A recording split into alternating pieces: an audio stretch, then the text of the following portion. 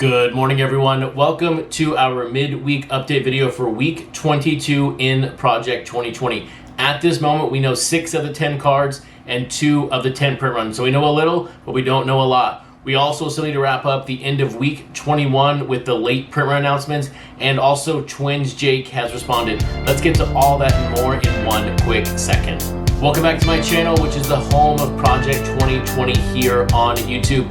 My name is Chris, otherwise known on Twitter and Instagram at CRT_sportscards. And you want to visit my website, CRTsportscards.com, for everything related to Project 2020, print runs, pre-orders, all that good stuff. But before we begin, we still need to wrap up week number 21. And part of the reason why I pushed my Saturday video back to Sunday was to get the Saturday print run announcement in the Sunday video. But Topps this weekend decided to not give us any print runs. So here we are, another midweek update, talking about 4 cards that released over last week. But let's get to them one by one. There were a couple surprises, but coming in at card 201, we have Ken Griffey Jr. by Fucci, 3005-55. Bob Gibson, card 202, Jacob Rochester, 2007-69. Dwight Gooden, card 203 by Keith Shore, 3006-52. And then Sandy Koufax, card number 204 by Sophia Chang, 3000-43. A couple of surprises on these print runs. And for the week, by the way, I was 50%, so after going 13 for 20, back down to my normal number of 50%. But, you know, look, they're just done for fun, the print run projections. But when you look at these 4 cards, what are my takeaways on each one of them? On the Ken Griffey Jr., very, very, very low. I was very surprised that card came in under 4,000. That, to me, is even more shocking than the Jacob Rochester Bob Gibson, just because of how many cards Ken Griffey has sold previous. When you think of like Old Man Allen and his other recent cards, I was just very surprised to see this card be that low. I don't think he got lost in the shuffle over the weekend. It just speaks to where the collector base is right now at Project 2020, and it is very, very low at the moment. On the Jacob Rochester Bob Gibson, look, 2,700. I've said this before, Jacob Rochester does not have the biggest fan base. It's not a knock against Rochester,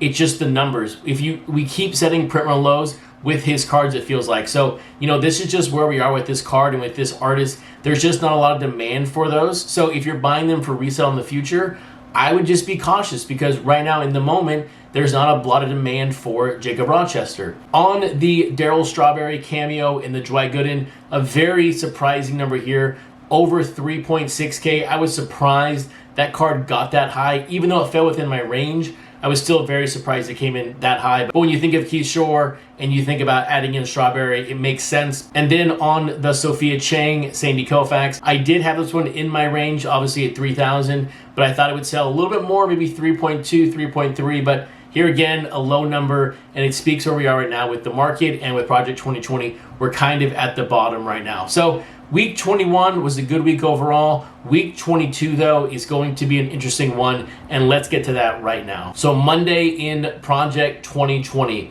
card number 205 was Andrew Thiel with this Cal Ripken, and card 206 was Gregory Siff with his Ricky Henderson. And if you have not seen, please check out my recent video on Andrew Thiel. I'm doing the top 10 of all the artists, and Andrew Thiel's video released this past Sunday, so take a look at that. But when you think of these 2 cards, let's just call it duck a duck here. The Cal Ripken, is that Cal Ripken? I don't know. I mean, it looks like him, but kind of not look like him. So this is just an interesting card overall. Not my favorite. And then on the Gregory Siff, look, no surprise here. This is my card of the day, and for a couple different reasons. But number one, the background of the card, it's Gregory Siff. The little doodles, the little faces, I think it's really, really neat design, and it speaks to Gregory Siff.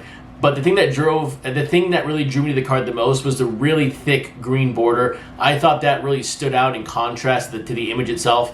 So I just thought it was a great looking card overall. And I did purchase 5 of these cards because I liked it so much. I have not bought more than a couple here since I think card 114 or 115, but I did pick up 5 copies of this Gregory Siff Ricky Henderson. But let's now jump to the current day. It is now Wednesday evening. We have now seen the print runs for the Gregory Siff Ricky Henderson and for the Cal Ripken Andrew Thiel. And both numbers, for me, very, very surprising. And as you know, when I put out my print run projections, I do not like to forecast outliers, and so that's why I left those ranges at 3,000 to 3.6. I really felt they'd be closer to 3,000 than anything, but I didn't want to get in the business of forecasting 2.6, 2.7. But that is where we are at right now with these cards and the market overall. The Cal Ripken comes in at 2,777, and that is the highest printed card of the two. When you look at the Gregory Sif, which was my favorite card of the day, 2,685. And I really think we're going to start seeing more cards in this print run range going forward. So do not be surprised to see one of the two cards tomorrow print in this range and maybe going forward this week. And I also think it calls into question my tracking for the Y2K group. You know, those were cards that were not first player, not second player, that were in that 2,000 print run range. But now that we have multiple cards now falling in that range, I really think at this moment it kind of invalidates that group overall, because there's really no way to really separate the early 2000 cards to now the late 2000 cards. It's just kind of is what it is right now with Project 2020. So I'm going to go ahead and end tracking for Y2K, because if these cards keep falling in this range, that group is just sort of invalid.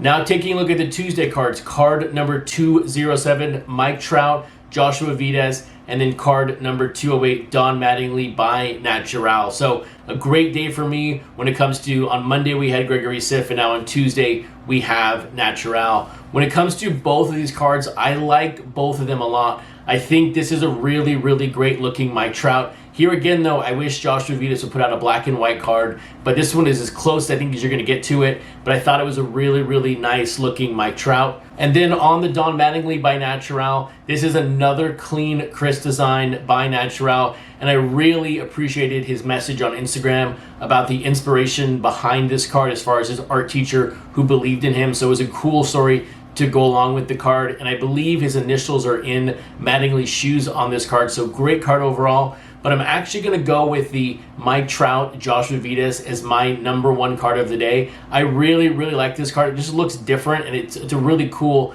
Vides design. But on the purchase perspective, here again, I did buy 5 Natural Don Mattingly. And now taking a look at the Wednesday cards, the last two cards we know at this moment.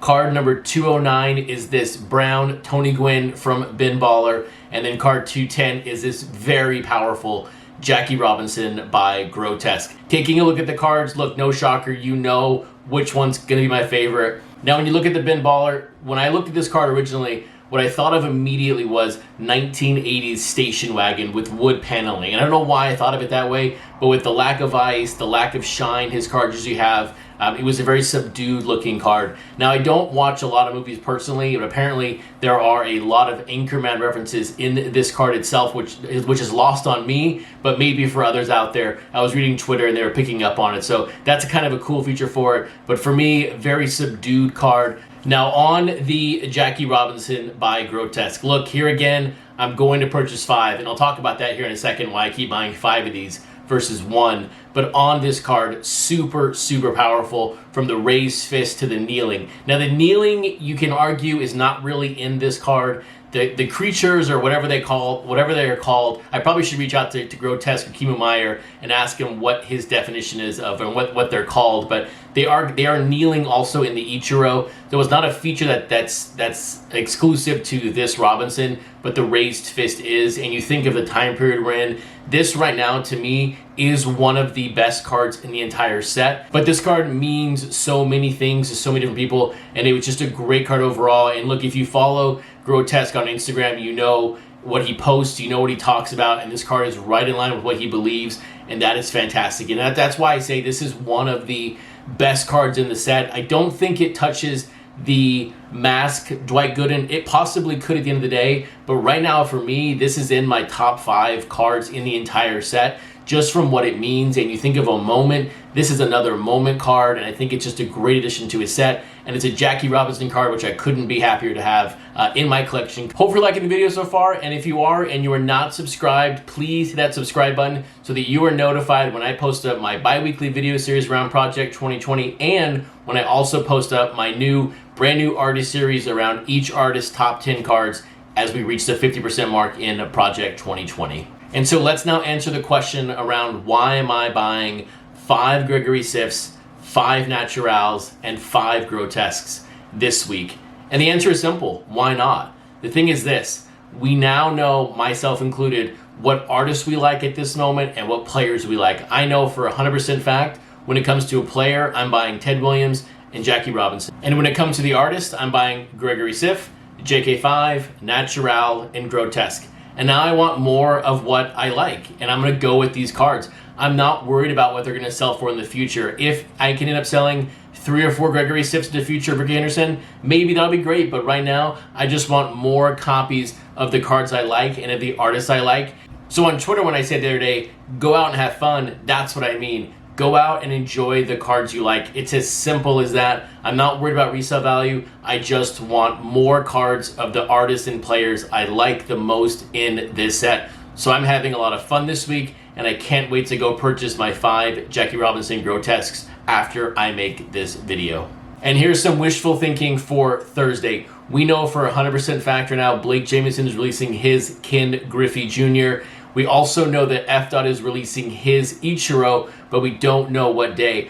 All that I've ever asked for is a dual Mariner day, so it might happen tomorrow, but knowing my luck, it's going to be F. on Friday, Blake on Thursday. King Saladin is also releasing his Frank Thomas this week, so we'll see where that card lands, and we'll see what the other artist is. But I really hope that after you see this video a couple hours later, or when you see it after the cards are announced, that we have a dual Mariner Thursday in Project 2020.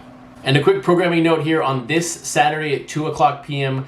Pacific Standard Time, 5 o'clock Eastern, I will be on Because I'm Carlos's YouTube channel. We'll be doing a live interview around Project 2020. So if you have a chance, check that out. So let's talk TwinsJake. Let's talk about the news. Let's talk about what I said. And look, what I said the other day, I stand by. He owes people communication. He owes people updates around their cards. And we just had not seen an update from him in over a month, and it was just outrageous, and what needed to be said, it was said. The good thing here is that there was an update. For whatever reason, he posted an update the other day talking about where he's at from his shipping number, and then also he has a photo attached on Twitter where he has like 6 or 7 boxes. So I have 3 thoughts on the situation overall. Number 1 is between you and me and not even TwinsJake.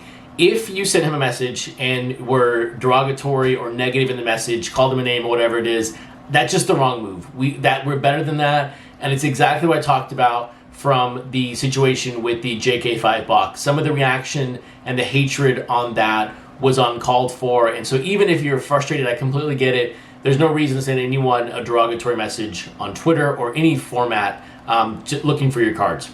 But number 2 and number 3, here again, he deflected again when people were asking for updates, and if they didn't respond to his message, he tried to call them out. That's not cool, and it shouldn't be done that way. All people wanted was an update around their order. And then that leads us to number 3. Look, he said he is no longer doing pre-orders on Project 2020 cards. That was never the intention of what I said a couple days ago. The intention was to get a response and to get him to understand that we need, in the community of Project 2020, more consistent updates around where he is at personally with shipping. So what we have to do right now is stay on top of him and make sure these updates keep happening. What the update was on Sunday was probably reactionary, but he needs to be proactive. He's only shipping right now up to, I think, 104, 103. And look, that's normal for most pre-sellers right now, but he has sold up to over 200. So if you have a purchase with him, continue to request updates of your cards. Continue that line of communication. I really hope he gets everything figured out. He gets everything back in line. But if you are a paying customer of his, I would continue communication in a respectful way so that you know that your money is safe, because if it does not become safe, you know what to do to get your money back. But hopefully we don't get to that. But it was very, very good to see him respond with an update with a photo. But now we need more. We need more consistent communication until every single card is shipped out. And in the meantime, if you're looking for a pre-seller, they are out there. But at the same time, if I were you, I would just go to Topps, because you never know when you order one card for one artist of one player, you're going to land the one of one. So it's worth the risk to pay a couple of dollars more to potentially get that gold one of one. So the Project 2020 market, it is now August 19th, is it? Yes. It is now August 19th. We are continuing to see downward pressure on the market. Prices are continuing to fall altogether. And so let's talk now about first and second player pricing, and just gonna walk you through sort of my thought process on where I think maybe there are some deals, because right now we're sitting in the red on several cards on both categories, and there are some really good prices out there if you believe in it like I do long term. But before we dive into that, I do want to reiterate the fact that card number one with Ichiro is continuing to gain steam. 18th of August, it was over $1,900. We've seen that card now touch over $2,000. If you're looking for a sign that the market is healthy long term, it is this card. The farther this card goes up, the more room other cards are going to have to grow. But let's now take a look at first player and second player pricing. So a couple of thoughts here straight out the bat. When you look at 8.4 to 8.10 and 8.11 to 8.17, there are 8 cards that are at their bottom value right now, but then the Ichiro and the Frank Thomas bin baller are both keeping up their values. I find it interesting that it's bin baller cards that are keeping their value, that are the high value in this down market. But the cards to key in on right now, you're looking at Sandy Koufax is basically at its bottom value at $350. You're looking at Mike Trout Ermsey. That is actually underneath its lowest value right now at $575. Ken Griffey, $30 under the min. And then, Gibson Revere, a couple dollars. And then Ted Williams down $10. And then looking at second player pricing here, when you look at the 2 weeks combined, 12 of the 20 cards are at their lowest volume right now, or lowest value at the moment. And then when you look at 818 versus the min, Cal Ripken, a couple dollars down. Ichiro by Ermsey, $43 down. Tony Gwynn by Grotesque, down $26. And then Dwight Gooden by Joshua Vides, down $70, $173. So when you look at the market overall, what are we doing? Right now, I'm buying if I were you. I'm picking up the cards I need, because if you look at these cards long term, they're still, to me, really good value long term. So even though I think it is a buying time on these low print runs, there is one group of cards that I think is going to face some extreme challenges going forward, and also one particular card. On the group itself, it is going to be this tweener group. 2,000, high 2,000 range is going to face an enormous amount of pressure. And not from us right now, not from you and I who've been in since maybe the 50 card or 60 card or 100 card. They're going to face pressure from new people coming in over the next month or two, because they're going to ask one simple question. Why is Nolan Ryan by Blake Jameson $130 and then Gregory Siff, Ricky Henderson $35? That doesn't make sense to me. And what is our explanation going to be? Well, that card came out first and this card came out later. The person's going to say, but it's the same print run number.